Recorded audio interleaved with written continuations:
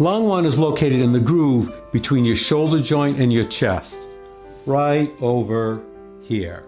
To find lung 1 on your left side, put your finger in the spot that is in the groove between your chest and your shoulder and just below the collarbone, right about here. Now find a point that is about the width of one thumb below that.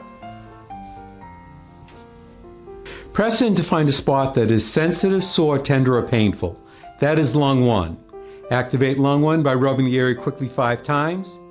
Take a break for a count of 5 and repeat 4 more times. It might look like this.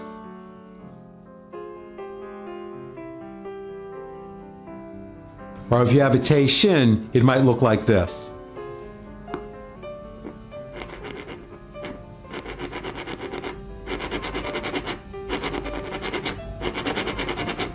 Now, find and activate lung 1 on your right side.